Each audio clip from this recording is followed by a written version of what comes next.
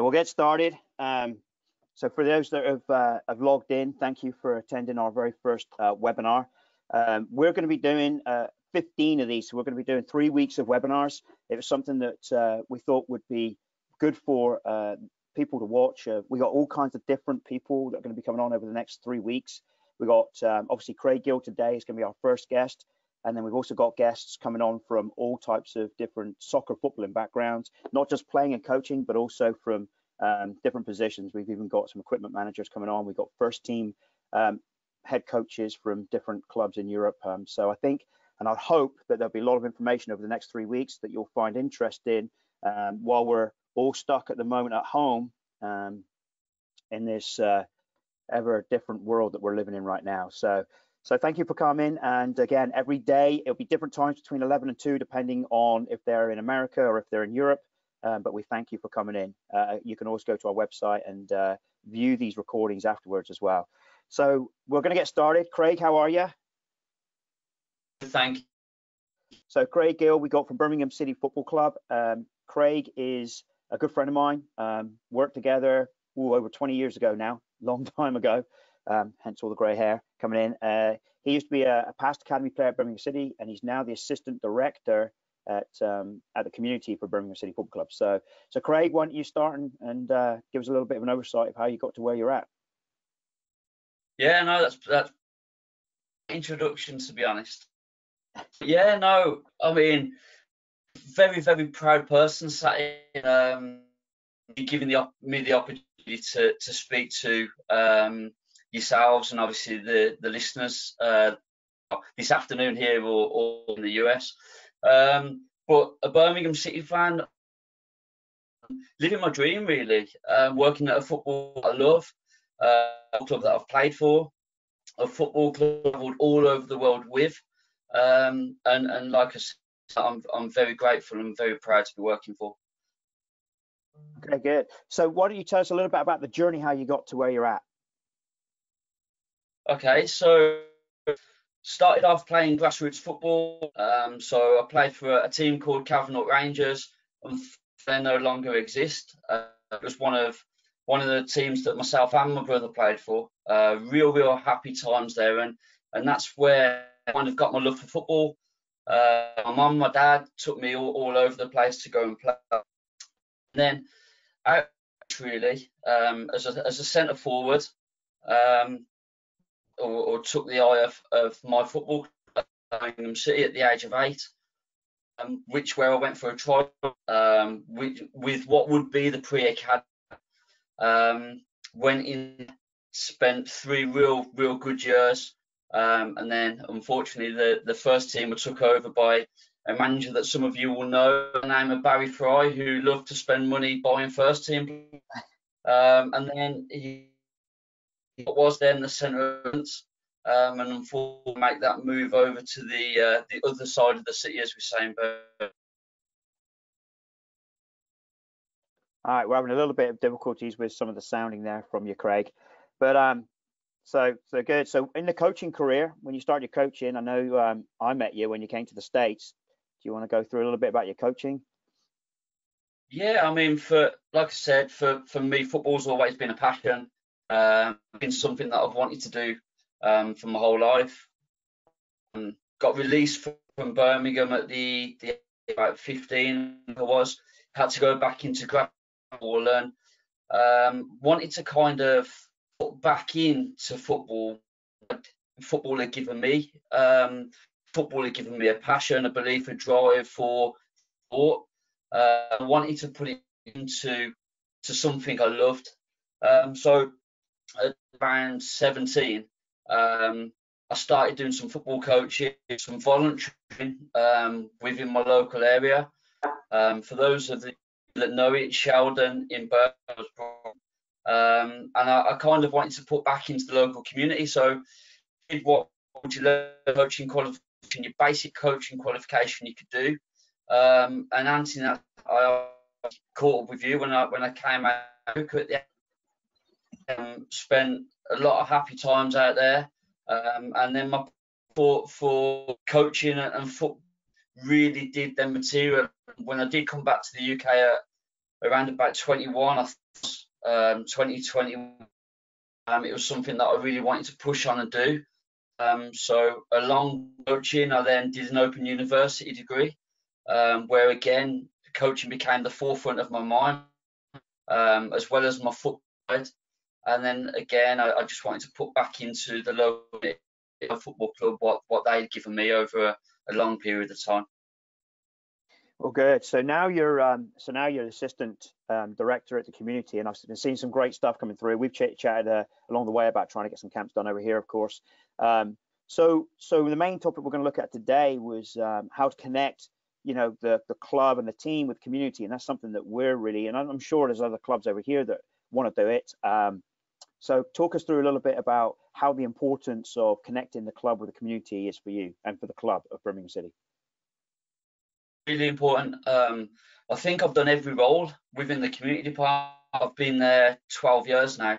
So like I said, from the US, I came to Birmingham. I was lucky enough to catch with one of my old coaches from Birmingham, offered opportunity to kind of come into the community department at the football club and do something back, which is what I wanted to do. So I decided to go in. My first really was linking schools, football club. Club's not got the greatest of reputations really due to, and I'm sure they won't mind me saying this, with at the forefront of kind of English football and obviously Birmingham. And it was something that I kind of wanted to do, and I wanted to connect. Negativity around the football at the time was something. So the schools spoke about my journey, spoke about my career, and how I wanted to help out the area. So that was kind of what we did. I linked with the club, the community department, and from there then I kind of got a role as the school's liaison officer. So any positive publicity kind of came through myself. I went in with the players, with the first team players, with the trophy that we won, with the Carling Kings, to speak to the young people about the positives of football. And football isn't only about, obviously, in front of 35,000, 30,000 at Birmingham, but it's about what you can do and other roles within the football club. So that connectivity was a real key, really. One of which that I've just finished actually on the weekend. So I spent the weekend delivering Easter eggs to underprivileged young people, children with disabilities, to connect the football club during this time, really, with COVID-19, and something that the club really backed, supported, and one that went out on social media channels yesterday. Yeah, that's fantastic. I've seen some of your Facebook posts about putting out those Easter eggs and collecting them in. So that's fantastic how you connect then with the community. So in terms of the players and the school children that you end up connecting with, what's their pathway? How do they connect them with Birmingham when you go out into the community and work with them? So we run what we after school provision. So our school day is 8:05 in the morning till around about 3:30 afternoon, Monday to Friday. And from 3:30 till around about 5, we run after school provision. So that goes across West Midlands, and I'll send coaches in to go and run football programs for the young people. From those football, we run sessions across again the local area, and from there then they can represent the community department in what's called the JPL League. They can pull on the blue shirt and play on a Saturday morning representing our football club. From there we run a post-16 education programme. So we've got kind of the full pyramid from grassroots football to junior football as such, to our post-16 programme, to our degree. Brought the lads over for the Cup. Okay, good. Hey, Craig, we're getting a little bit of a reverb on your audio. Do you mind just turning the audio off and then back on again for us? Maybe I can do it on this side. I was going to say, it's a big challenge for me. That could be a big challenge. I can't do it on my side. Let me see. Hang on. Maybe I can. Hang on. 2 seconds. I apologize, people. We do need to try and get you here. So switch it back on. All right. Now try talking to us. Is that okay? Oh, that sounds better already. Okay, Super. let's fly with that and see if that's better. Okay, so hopefully we can hear a little bit better now. So why don't you just, I'm sorry to recap there, but we lost a little bit. Why don't you just go through that typical role there again for us? So, like I just said, the role, engaging the local community really. So we start off with school provision. So we run after, so our typical school day is 8:45 in the morning registration, till 3:30 in the afternoon. 3:30 is classed as after school curriculum or provision. I send coaches into schools to go and run that for the young people. That then moves on to junior blues programs, to development centres, to post-16 programs, to degree programs. Okay, gotcha. So those, so we know that you've been bringing teams over to Dallas over the past couple of years. Of course, this year the Dallas Cup got cancelled because of the C-19, and I'm not sure if you were coming over with the boys. But so talk a little bit about. I'm sorry. We won't come over this year, but it's something that we do really want to push on moving forward. Okay, and so those boys, are they in the community side as well, right? When they come over. They are. So they're our post-16 football and education program students. So now every person, when they finish school in what we call year 11, they have to get for a minimum 2 years.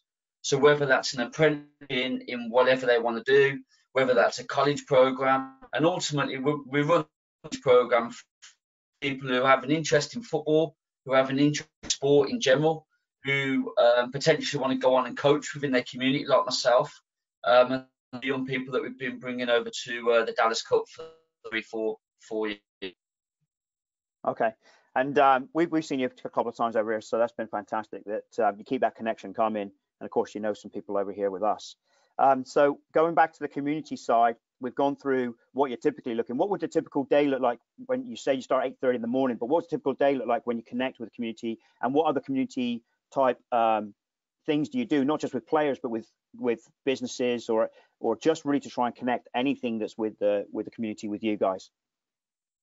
So a typical day outside this C-19 problem that we have is linking with communities, linking with various faith groups, with schools, whatever it may be. As a community department, it's really, really important to link with as many young people as we possibly can, to put not only our brand of our football club out there, but the young people a bit of a focus.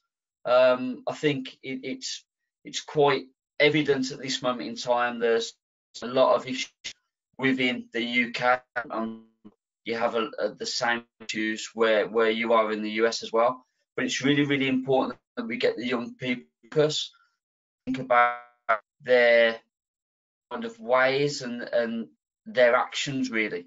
So we try and do that through football or through soccer, as it's called over in the US. So when you're going out, because you're coaching as well, those players through the schools, is there the curriculum that you use? That's obviously modelled off the Birmingham City. Do you want to talk us a little bit about the curriculum that you use and your coaches use that will connect with those players? Yes. Yeah, so we've got a philosophy that runs through the football. So that runs all the first team, all the way through to the academy system, through to the women's and girls program, and through to the community trust. So we've got them throughout the football club. It's really, really important that we stick to that brand and stick to that vision throughout. Don't like people go various tangents. It's really important that we stick to what we're looking for. So your curriculum would really dependent on what's the academic year. So if we were maybe summer provision, that would probably be different to provision. We use various facilities, so we've got indoor facilities. We go to schools. The chance for young people to come and have a look around the stadium. They come and watch first team games to kind of interact with the football club as well. But then it's also important, as I said, that we kind of go into our community, see that we're not kind of just sat in the stadium or sat at the and it's really important where communities are about. And to be fair, some tough communities out in Birmingham we work in. Yeah, I can imagine. So, talking about philosophy of the club, can you expand a little bit upon the philosophy and what you're looking for, and what the Birmingham City way, or the philosophy of Birmingham City is? So, so first of all, it's about a positive brand. The obviously for us is real key. We then obviously move it down into looking at provision and things such as that. So we look to give the best possible facilities when the young people actually physically come to us, and we look to then provide the best possible coaching for the young people and give them the best possible exit routes, the best possible opportunities that we really can give. Like I said, Birmingham is the second city. It's a tough area to grow up in certain parts, and we really understand that the brand and the marketing material and the coach is really important for these young people. We want to give every opportunity. It doesn't matter about race, culture, disability, gender. We work with everybody, and it's really important for us as a football club that we do work with everybody. All right. So when you're doing your after school or your during school or your camps, I'm sure that with the curriculum that you use, there's going to be a disparity between some of the players that are coming to those camps and to those after school events. How do you manage those? We can even turn around and say talent, the difference in talent that comes, and the different types of players, and even we can go a little bit into behavior and stuff like that. I'm sure, like you said, it's a tough city, so I'm sure when they're coming into the community, that behavior becomes a topic as well. So let's start with the beginning and say, for the coaches that are listening, how do we deal with being able to go out as coaches in the community and dealing with the different levels out there, and then we'll go into the behavior. It's certainly right. So we're the community department at the football.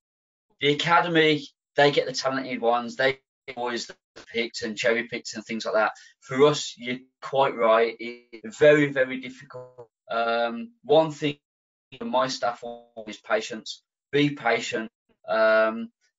Connect with all the young people.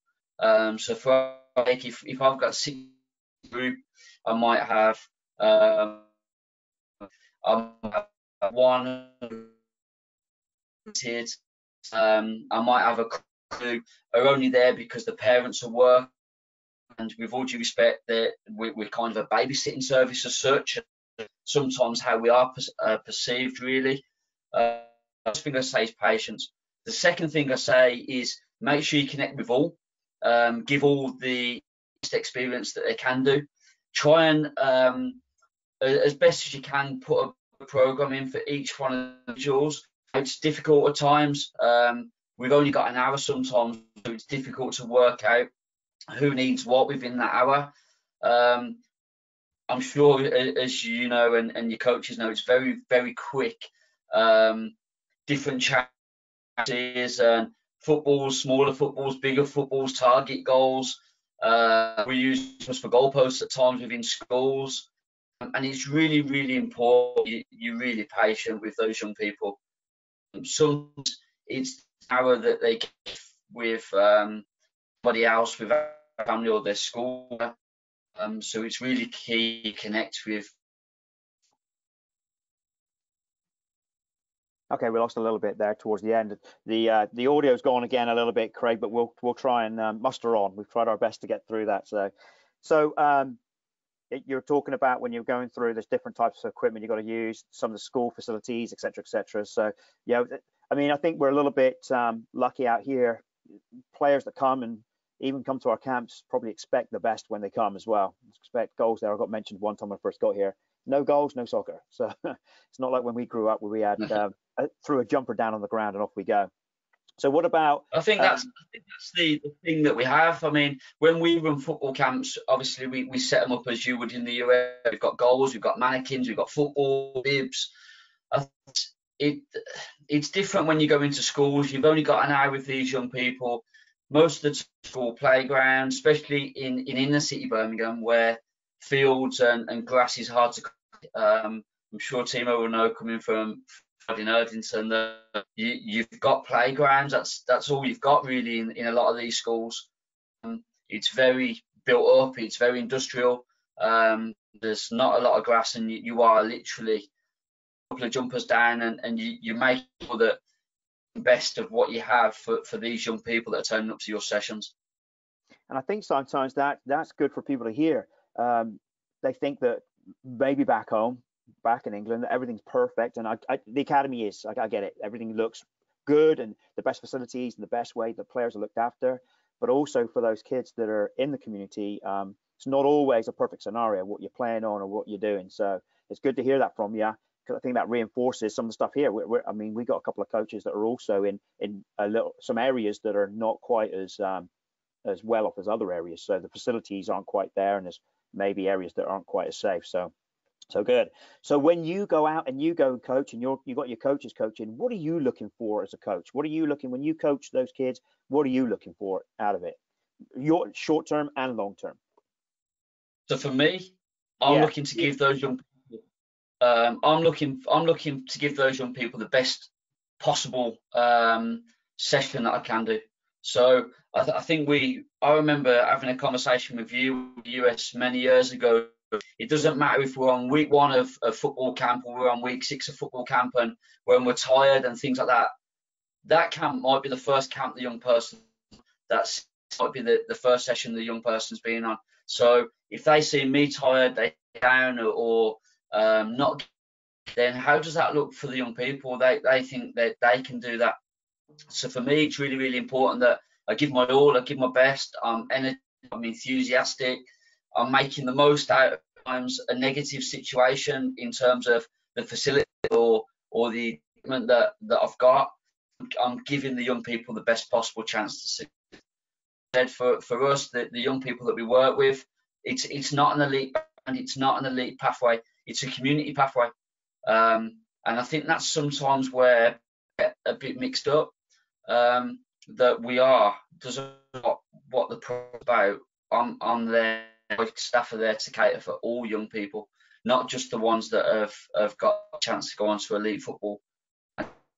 Really, really important for us at the community. And that leads me on to a very good question there, which is, I think some people are especially that live over here, how does the talent pathway go? So maybe just an overview of what you see in your areas going through boys clubs, and even in the community. Have you found a couple of kiddos that have gone through the community program that have ended up going into the academy program in Birmingham, or is it just through the boys, or is it through word of mouth? How do you see the pathway for the players in your area? So as is quite clear, really. So like football club, with the academy, with monthly meetings with the recruitment team. So you can go to every grassroots game, every Sundays. We see a lot of young people. So our kind of process is grassroots, schools programs. So those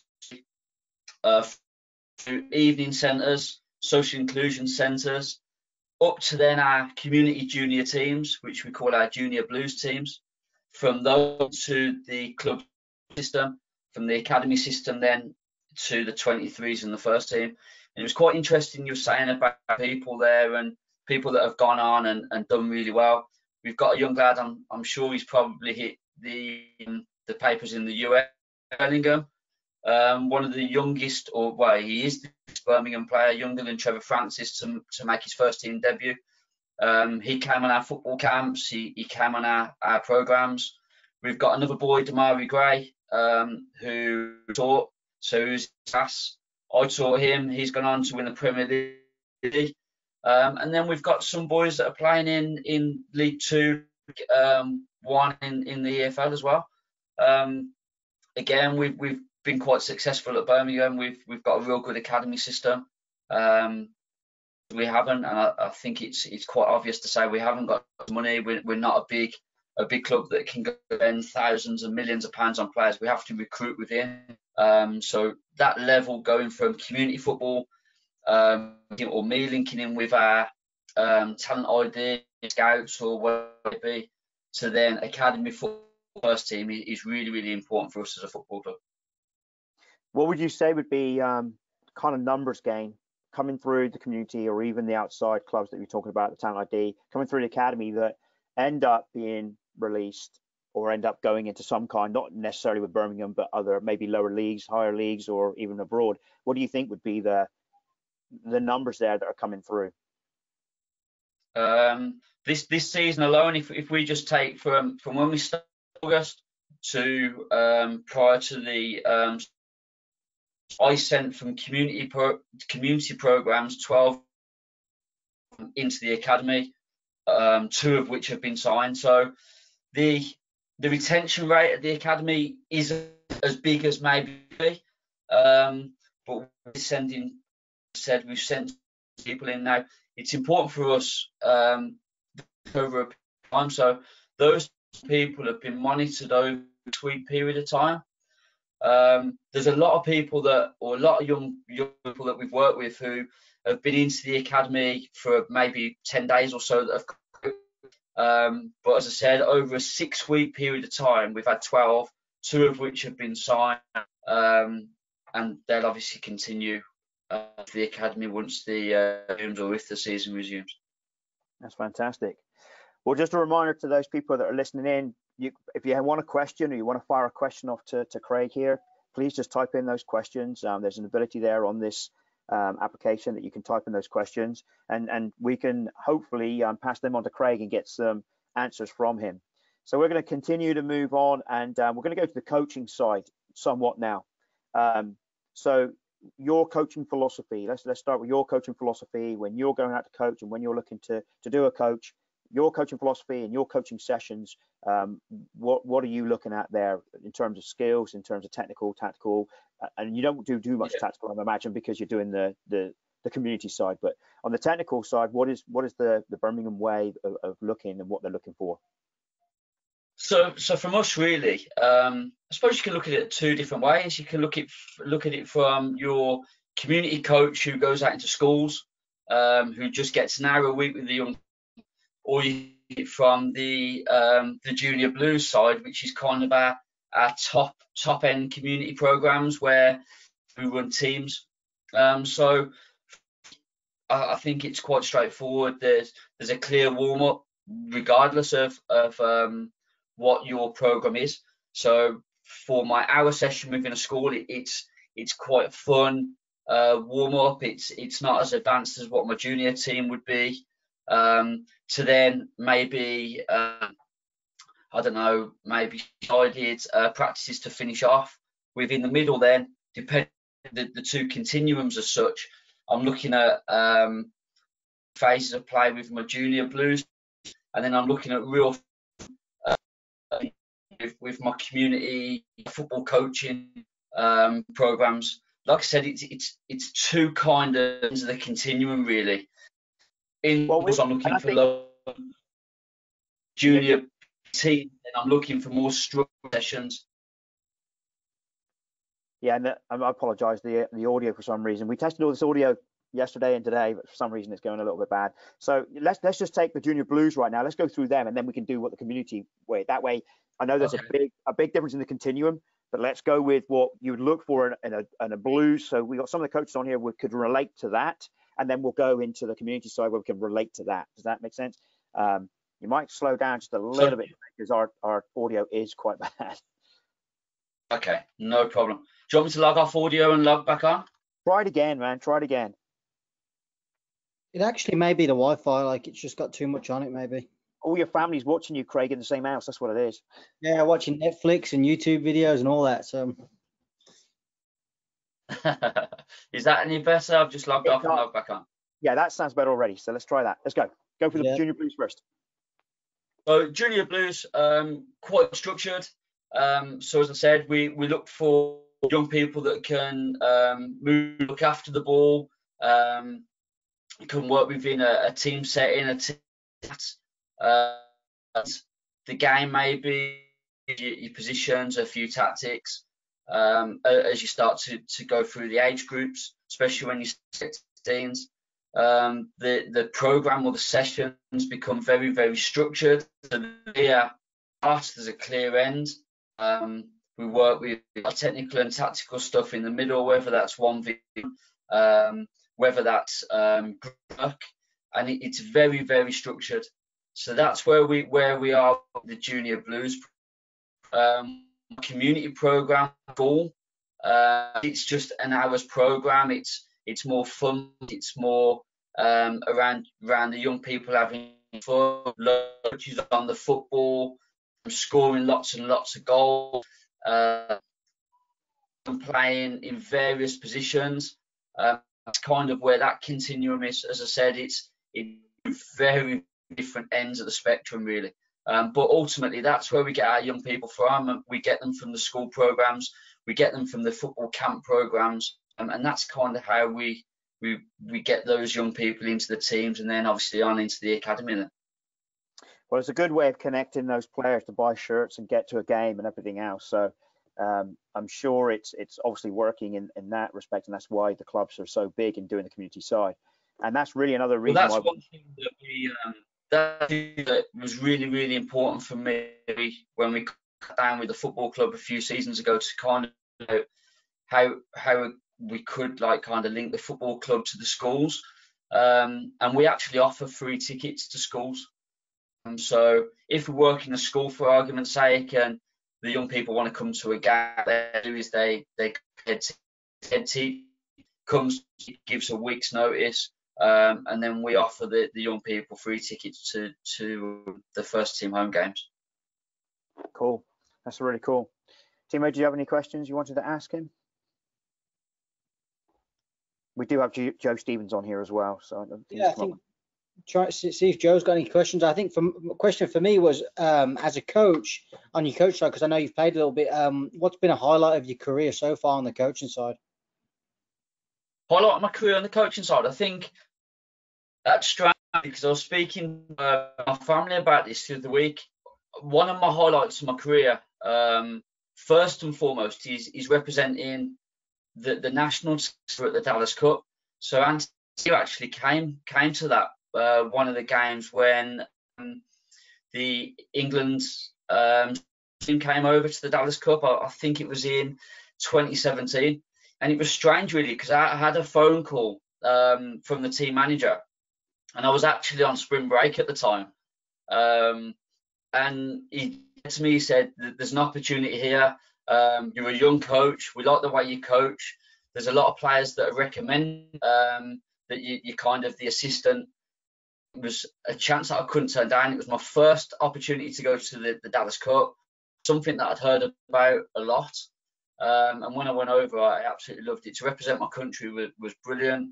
And then not only that, I think my other one really coaching wise was to go back then with Birmingham, and to travel with Birmingham, my club, my team. I was assistant manager for the first year. Then next after that, I went as team manager. Again, it was brilliant. It's something that I hadn't experienced before. I experienced it in the playing side, in competing and being involved in games, but I don't think I realised how important it was to a lot of people and how big it was. And I think that was walking out of the opening ceremony for my country and for my club was brilliant, and it was something that I'll never ever forget. But that's on the top level. And then I think, again, another highlight is like I said, just going into schools and seeing the faces of young children that haven't had the opportunity to work with a professional coach, really, and seeing how to you saying to me, because I walk in with my Birmingham kit, they say, "Oh, you're a footballer," and I'm like, no, that's gone now, coach. And to see the young people kind of act and how they improve and their abilities improve over the weeks when we go in, and their confidence improves, is a real big benefit for me, and I really do. I just love it. Yeah, that's a good answer. Well, we've got a question from Scott Jordan. So this has obviously popped up a couple of times I've had this question given to me a couple of times, but where do you see yourself in 5 years within the club? He's put down, but obviously you're with Birmingham. We want to keep you with Birmingham, but where do you see yourself in 5 years? He's asking within the club.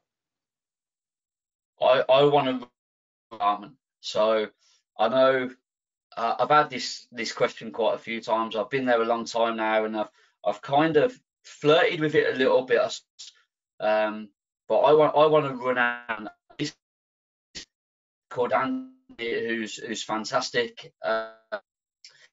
He's kind of and give me a love for it again, really, because I had 12 months where I struggled with a couple of members of staff that had come in, thought of maybe moving on to different football clubs, but he kind of come in and brought a bit of a new sense of belonging. He made me his assistant community director, which I was really grateful. I worked really with him, but let's not lie, in the next few years, I'd love to be doing that job. That's what I want to do. I want to run. And like I said, I think some would say it's quite negative, wanting to move away from Birmingham. But I think what everyone's got to remember is Birmingham's my club. Birmingham's where my passion is. I've got a lot of motivation and drive for the football club. I get on with pretty much everybody at the football club, and that's where I want to be, really. People would say, why not? We've turned down a lot. Yes, I have, and I'm quite honest with that. I have turned down a lot of clubs, but the reason I've turned them down is because ultimately the staff have wanted me to stay, and the people that I work with have wanted me to stay, and I think that means more than just moving on from football clubs. When people are phoning me, we don't want you to go, we want you to leave. Certain people who are fans of the football club are getting hold of me as well. I think that speaks for, and that's something that I do love. As I said, it's passion, really, and that's where I kind of want to be. But I would roll in the next few years. Hey, let me just piggyback on that question and ask, like, what would be a dream job? I mean, what would be a dream position for yourself?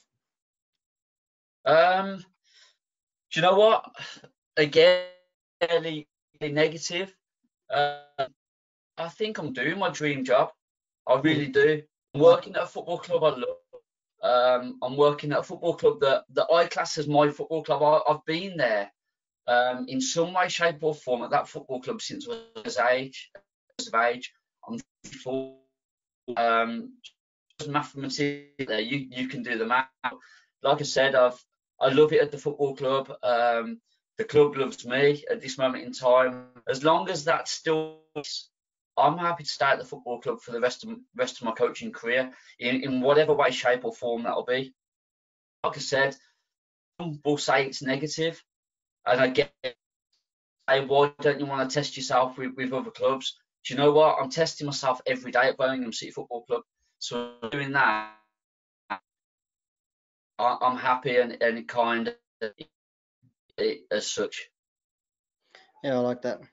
Yeah, that's a great answer. I think I can attest. I'm doing my dream job day in, day out, full time in soccer. So I'm going to piggyback on that question now. And I don't know if many people that are going to listen to this actually know what your job will entail outside of the coaching, at the end of the school or beginning of school. So what would outside of coaching, what's your day look like, so we can get a picture of what a community assistant director or director does? So a lot of emails, really. I wake up to a lot of emails in the morning. So I usually spend around about the first hour of my day going through emails. That's normally obviously on a Monday morning after a weekend. So I'll do that. I'll then get hold of all my coaches. So I'll make sure that we always have a Monday morning phone call, just to make sure that everybody's okay for the week, everybody understands what they're doing for the week. I give them a topic, so they all know what the topic is, normally a couple of weeks in advance. So it could be anything from shooting, passing, dribbling, defending. So when I'm around and I do observations of coaches or observations of sessions, that I could go into a school and I could go into any school and I would know that there was a shooting session that was going on. I could then go to a junior blue session, for argument's sake, and I'd know that week was shooting. So we kind of run a quad. So of where we are, we're doing the same topics. And I think that's really, really important. Do that. I then have a meeting with the senior management team. So we have a meeting around about midday, and then I'll go out and I go and watch sessions. I'll go and do sessions. That's kind of my Monday really. Tuesday's pretty much the same. Wednesday we have a senior management meeting for a couple of hours where we discuss what plans are going forward, if we need to change things, look at budgets and financial restraints that departments have. Thursday I'm out all day coaching, so that's important that I engage with coach. Fridays then I go out and work with coaches, so anyone that's kind of said during the week I kind of need to come up with different sessions. I spend time in from 9 till 8 o'clock on the evening, our last program, going out and working with coaches and planning new sessions and working out different ways to coach. And then if we've got on a Saturday, first team have got a home game on a Saturday, I go to the game. I look after the ball boys for the first. I look after the mascot, so I take them into the dressing room for the first team and get autographed. And then I just kind of help out to anything I need to do.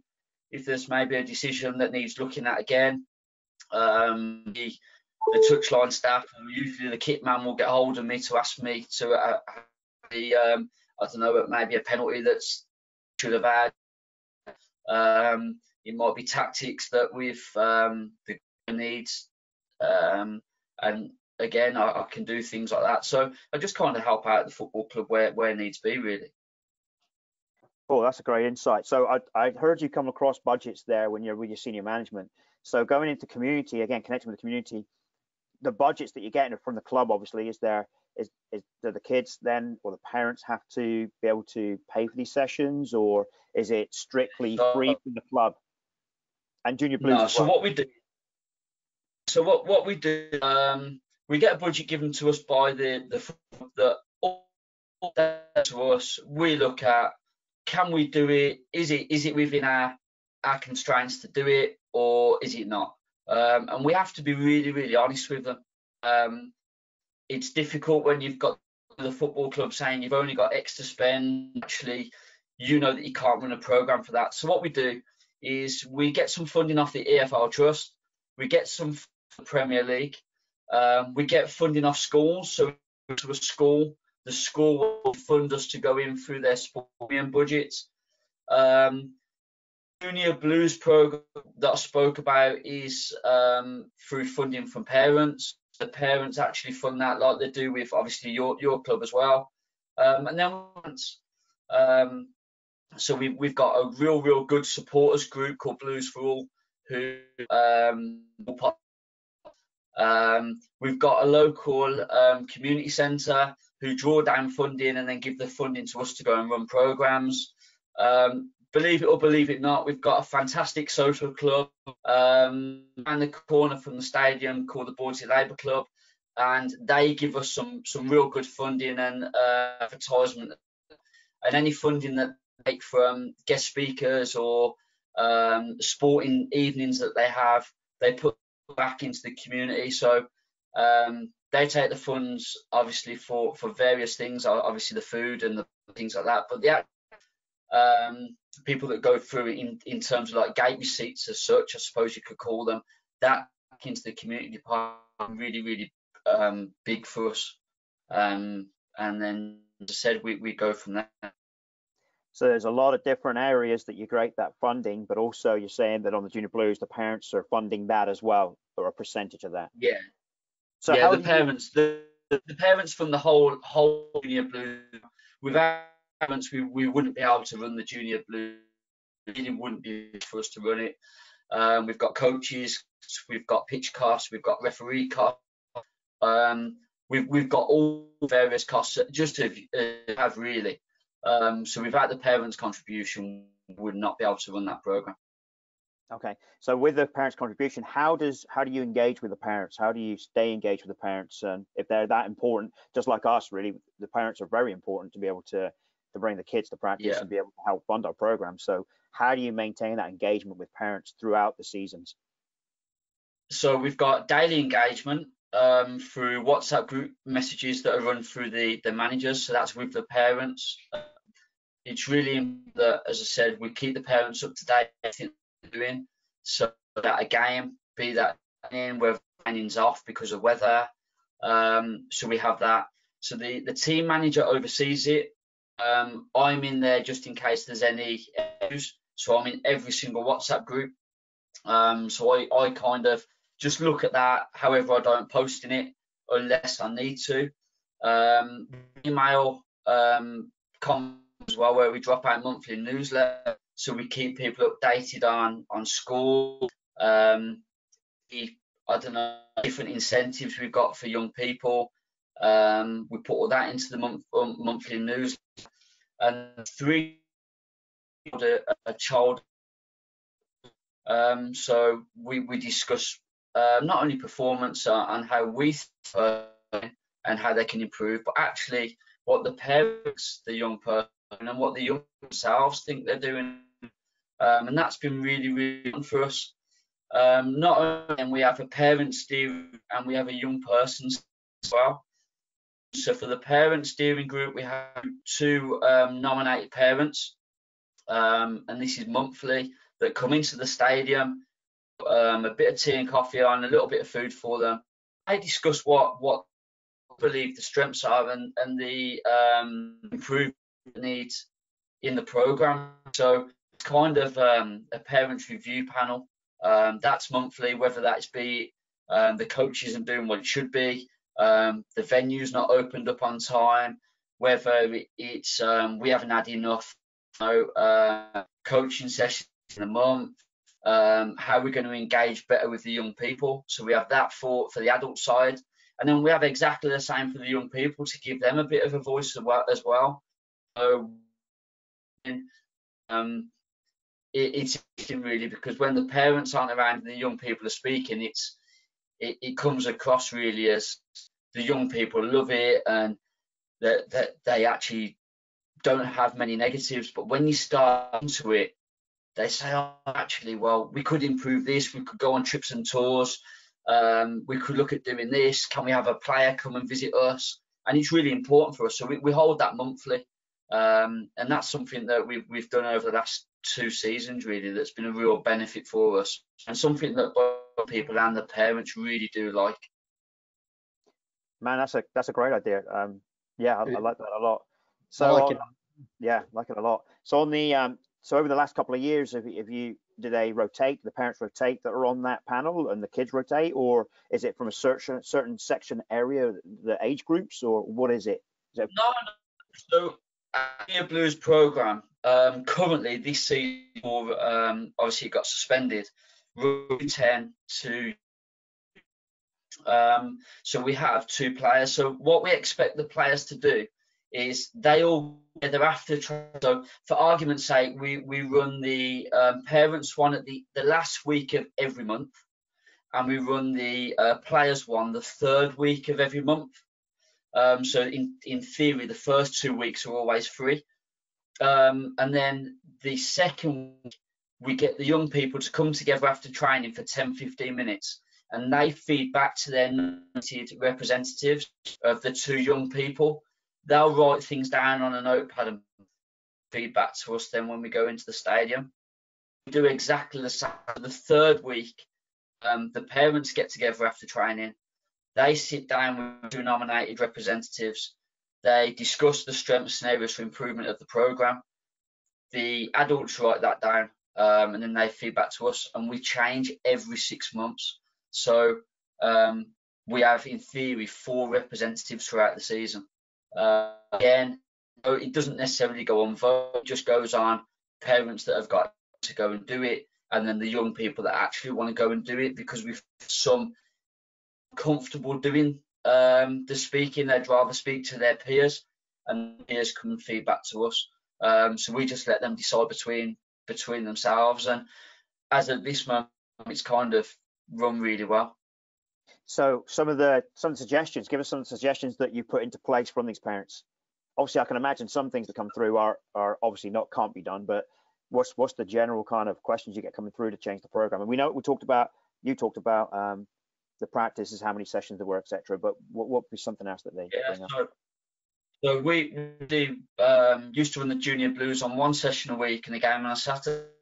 The consensus was that the hour and a half during the week and the Saturday wasn't really enough, and really wasn't in line with the academy system was looking. So when we started with the parents, they suggested that we do 2 sessions a week with a game day. I had to go back to them and I was honest with them. And what with that comes extra. I've got to obviously then pay my coaching staff. I've then got to pay my venue hire for another session. And they were with it because although when you break it down, yes, it's more, people are getting more for their money as well. They've got contact time with the actual coach. They've got more contact time with the team and their players, which is better for them on a Saturday. Go and see a first team game. Not all the young people could to go and buy and the game. So I sat down with the chairman of the club and said, listen, we've got a stadium of 30,000. We only get around about 20 to 23,000 on a match day on average. Take out if we play Aston Villa or Wall, Albion for local derby.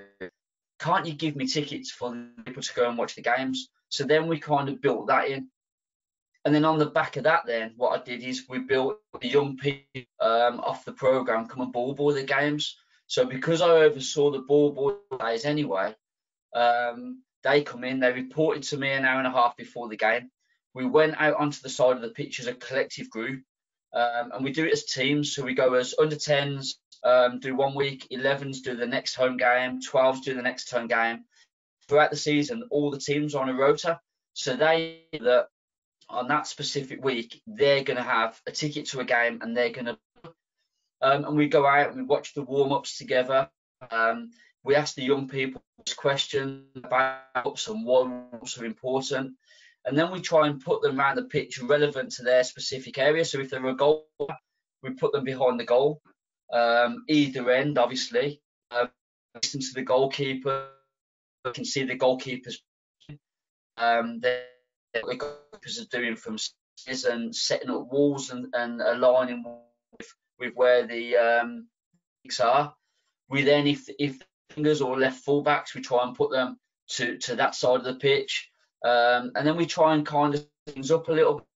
And then as and when we can, then after games, we keep them together. And as the players coming off the pitch, within a couple of minutes after they've had the deep first, come back out then and speak to the young people about maybe their performance, they feel they performed, what the young people can do. And we have that real connection with the football club and the real bond, football club really, and that's been really important to engaging the parents and people. That's cool, fantastic. Well, we're coming towards. I know you got I know you were all stuck at home in this present time, but Craig, it's been fantastic. I've not seen any of the questions coming through. I hope you've had some fun. I do apologise to all the people, the attendees. One thing that we're trying to get fixed, I guess, is our very first one. So for our very first one, I think it's great to have an old friend on, one. And two, technology, you can't predict at all. We tested this, Timo, I and yourself, yesterday we were on this, and it was perfect. And the quality of the audio today has somewhat been a little bit distracting. And maybe, Craig, what we'll do is we might do this again just to recap. No problem. We can hear you clearly, but today for sure, for some reason, and maybe it's the height of the day back there where your Wi-Fi is absolutely being, taken apart with people working from home. But again, we're hoping to do this we're not hoping, we are going to be doing this for 3 weeks with different guests on each day and different topics. So for those people that are listening in, it's not necessarily going to be, the A licensed coach that's going to be coaching at the very highest level. We want to make sure we've got a good cross-sectional area of guests, so you've got a bit of information coming from all sides of the sport of soccer. So again, I'll give you a last couple of opportunities to be able to put some questions in. But meanwhile, sorry, Anthony, just real quick for everybody that's listening. I mean, if you don't have those links to those webinars, they are actually on our website. So if you go on to stormfootball.com and click webinars at the top, you should come across all of them. There's just some fantastic coaches. And man, I'd just like to thank Craig real quick. I'm actually from Birmingham, and I know about Birmingham City, and I've been through some of their academy programs, and I've just learned a lot of stuff that they do, man. I think it's fantastic. So good job on that, Craig. No problem at all, mate. No problem. So Joe Stevens did end up popping on. He just didn't want to come on the panel. He didn't want to show his face, I guess, but he is on there as well. Okay, Steve Gill. Okay, so here's an interesting one from your dad. So what was it like coaching in China? And we're saying before the COVID obviously was an issue. I was going to say, yeah, I'm glad we said that. China was a very, very different one. So that was a program that I went over with the Premier League for. Really, really difficult. Obviously, the language barrier was tough. I had an interpreter with me 24/7. The day was a lot different. It was 6:30 in the morning starts till 1 o'clock in the afternoon. Then they had a nap, so all the participants had a nap, had lunch and had a nap till 3:30, and then we were back again. So very, very long days. Something that kind of I'd never really experienced before. A total different culture. It was really, really strange. I said it was really warm, really humid. But I think the language barrier was the main issue for me, because although I suppose football, soccer, whatever you want to call it, is very universal, when you're trying to get across your coaching points and things such as that, and you're going into a bit of detail, it was really, really difficult. So I ended up drawing things. I did a lot of demonstrations. So luckily, I was actually okay at football, so I could demonstrate quite a lot. But again, yeah, very, very difficult, but a real good experience, and one that, again, I suppose would be classed as a highlight of mine, really. That's a good question. So, just a little bit from me as well. Soccer's taken me all over the world. In fact, now, of course, I live in the States, but El Salvador was the same. I can speak some Spanish, but I can't go full on in Spanish. But that was a very interesting place for me to coach as well. I was doing the national team over there and trying to coach in Spanish. And but Chinese, there's no chance I'm in Chinese. So is that the only? So where has coaching taken you? What countries? Where is it taking you?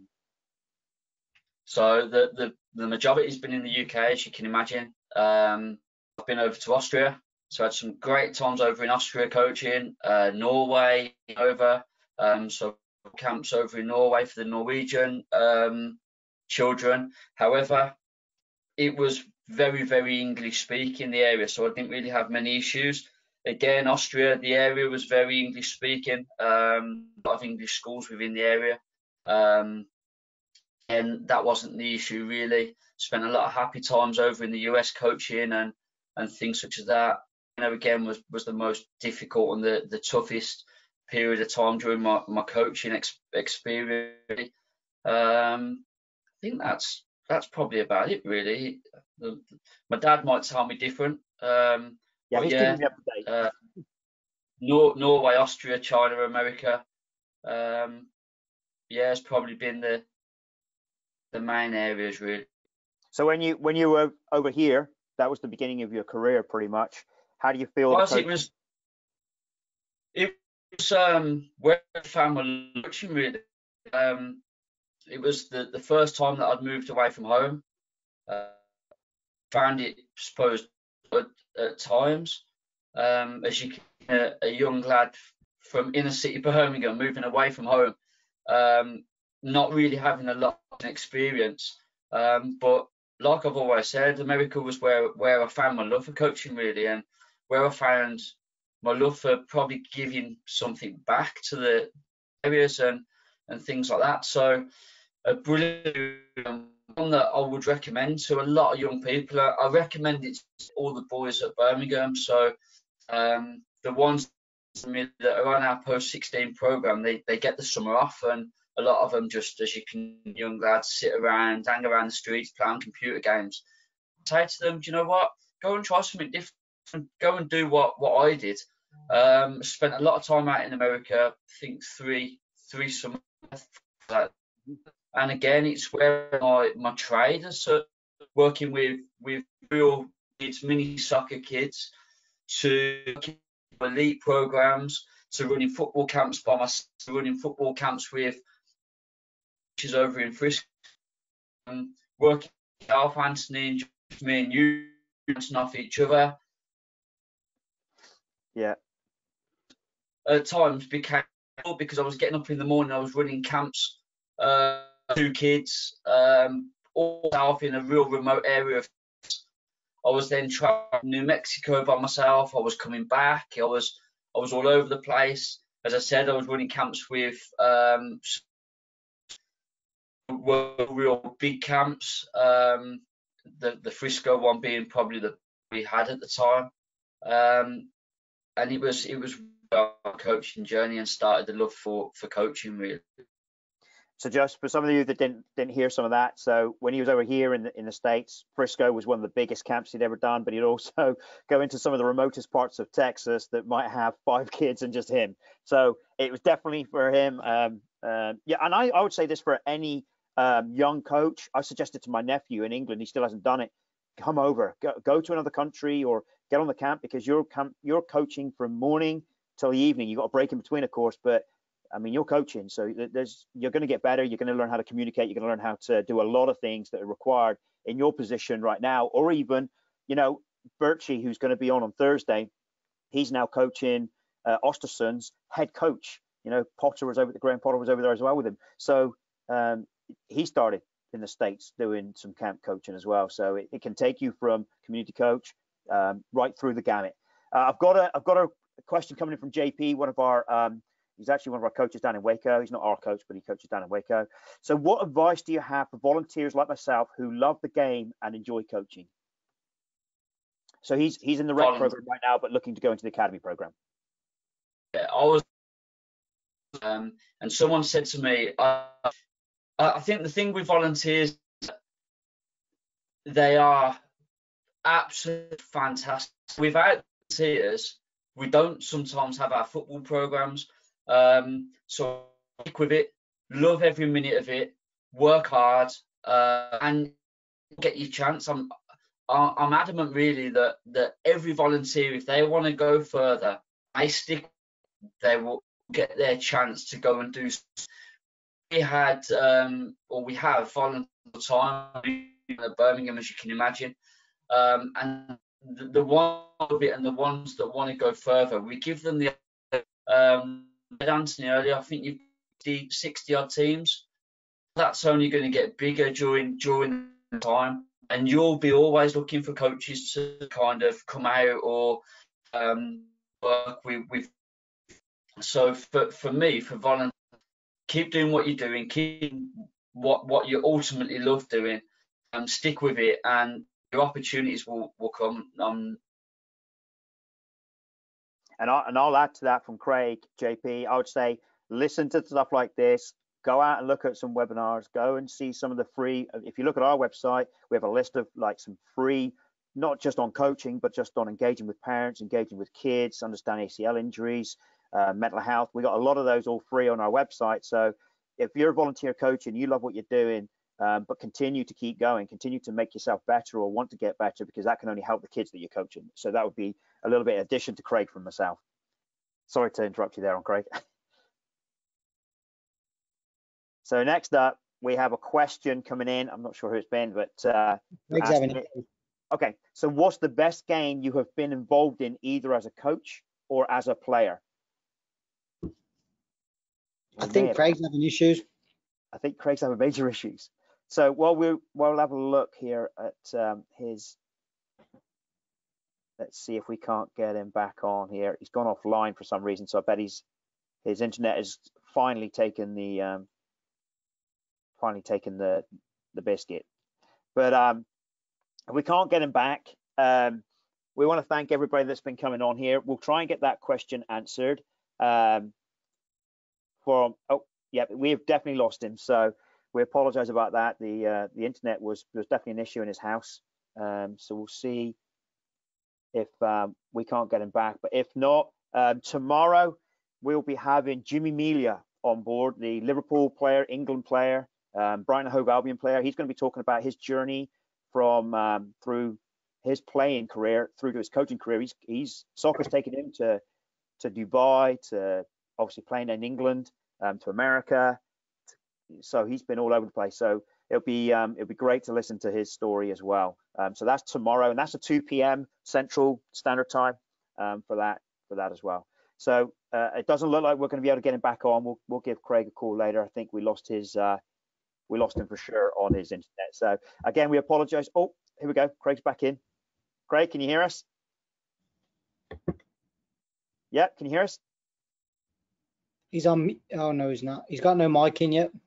Hang on, let's see if he's going to get his mic in. May have to text him. Let me see if we can't text him. Get your mic. Working it out. So we'll get him to answer this question. There we go. So it's good to see you back. Right. So we got this question. What's the best game you have been involved in, either as a coach or a player? Before we lose you again.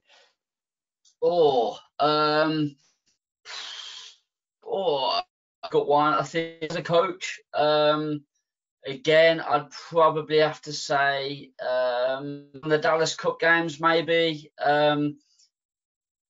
I suppose I think we won 5-0. We had a team that was probably not as good as the opposition, but we had more heart, and we went and won the game. And then as a player, again, a tough one. It would have been winning a trophy in some way, shape or form. So it'd have either been playing at Moor Green in the youth team, or it would have been playing the cup final, Birmingham against West Brom, one of the 2 cup finals for Birmingham. Again, that was probably one of my highlights of my career as well. Although we didn't win that game, the Hawthorns, 4 Blue again was a highlight. So I'm surrounded by Birmingham people over here, and of course on here. In our club, we got Joe Stevens, who's a Birmingham City ex-coach, and also over here is a fan. Very well. And I got Timo up here. He's actually a Villa fan, but anyway. So Joe's come back and asked you, as a fan of Birmingham City, what's your favourite memory of them as a fan? I've got 2. Well, so we can do 2. We've got time for 2. I've got 2. So the first one would obviously be watching, and I'm sure Joe will this as well. The first one's going to be watching Blues lift the trophy at Wembley against the Carling Cup. So that'll be one of my highlights. And I think, as we spoke about, Paul Carr was the kit man on the day of that game as well. So I'm sure he's got a few stories whenever you think about that. And then I will be watching Blues in against 8,000 in the stadium. I think 1,000 in the city. And we won in the last minute. Chris Wood scored in the last minute. And that would have a highlight the Blues fans as well. Okay, that was a good question, Joe, for him. So good. So Ian Connor has he's turned around and he wants everybody to know, Gilly, you're a great lad and does an amazing job for the community. So great job. Brilliant. So, and Anthony, Ian, as I said, Ian runs our social club. So he runs the Boards of Labour Club, and as I said, he brings more the community as well, getting people to his club, giving back to the community. So I'm grateful for Ian. Ian's a person I've known for a long time, and I'm grateful for Ian and all the staff there for kind of buying into what we're about at the community department and giving something back from his end as well. So that's really important for us. Well, Gilly, it's for me, it's been an absolute pleasure having a chat with you. I haven't had a good long chit chat with you. It feels in forever, probably since you stayed at my house that time. So for us, it's been tremendous. I really appreciate the time you've given away. I think you've introduced Birmingham City to up in the Metroplex. We've got Meredith and a couple others that are introducing up there, but down here and to our club, I think you'll introduce them to so that maybe them watching and keeping an eye out for your club in the future. We wish you all the best. We'll hope to get you on again. We did have some technical issues, obviously, with the audio, and you've had some great content that you've shared with us. And for me, really, thank you. I really, really appreciate you giving up your time and doing this for us. No problem, mate. Anytime. And there's the audio issues again. But But again, thank you to everybody that's on there. It's again, it's not something that we're trying to widely put out, but something that would help our coaches and our community coaches and our parents and players to be able to listen into and take some positive feedback. And I've taken some positive feedback from you, Craig. I'm actually going to be looking to do that, the young people review and the parents review. I love it. I like that monthly thing. So I think we're going to be introducing that to our club. So I've learned something from here that I'll be taking away and using for our club as well. So it's fantastic. It's a great work. So thank you, everybody. Anything I can send over, I'll get it sent over to you. We've got some review templates that we use.